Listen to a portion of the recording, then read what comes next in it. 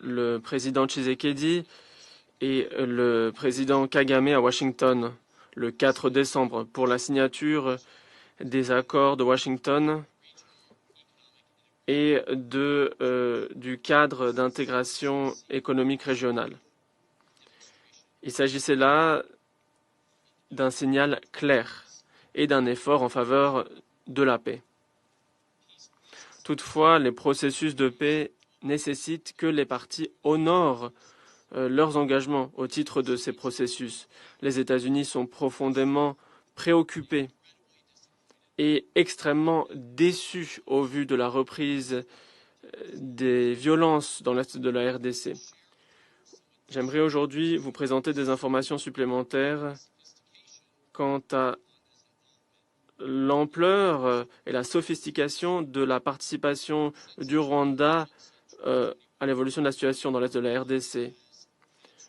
Depuis 2021, le Rwanda contrôle son intermédiaire, le M23, et l'aile politique du M23, l'AFC,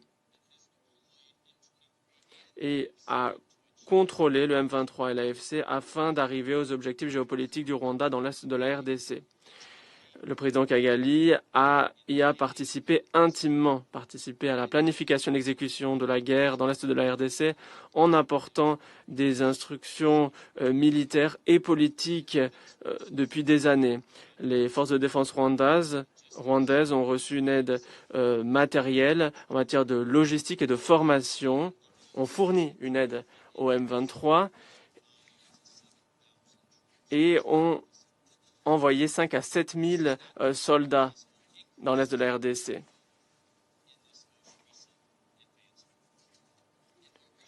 Ces derniers mois, le Rwanda a déployé plusieurs missiles sol-air et des armes sophistiquées dans le nord et le sud Kivu afin d'aider le M23 dans son conflit face à la RDC.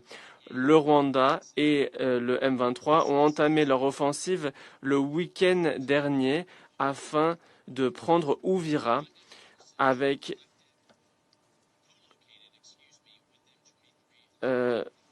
les forces rwandaises qui étaient situées elles aussi sur le front.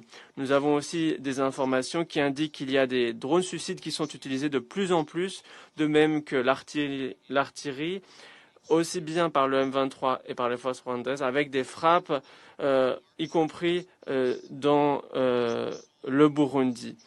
Alors, au lieu d'avancer vers la paix, comme nous l'avons vu avec les efforts du président Trump, le Rwanda mène la région vers une instabilité croissante et vers la guerre. Et au vu des engagements pris dans les accords de Washington, nous sommes préoccupés de ce que l'armée rwandaise, de par sa présence continue dans la RDC en appui du M23, intervient. Nous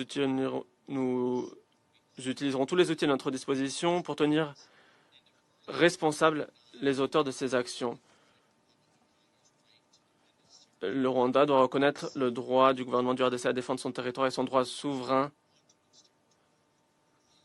à faire en sorte que les forces rwandaises se retirent de ce territoire.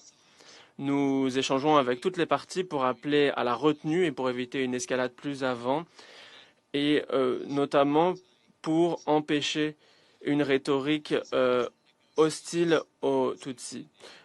Alors que l'on négocie du mandat de la MONUSCO, les États-Unis veilleront à ce que la mission soit dotée des capacités suffisantes pour apporter une aide aussi bien au processus de Doha que celui de Washington, en gardant à l'esprit que les parties sont responsables de la réussite de la mise en œuvre.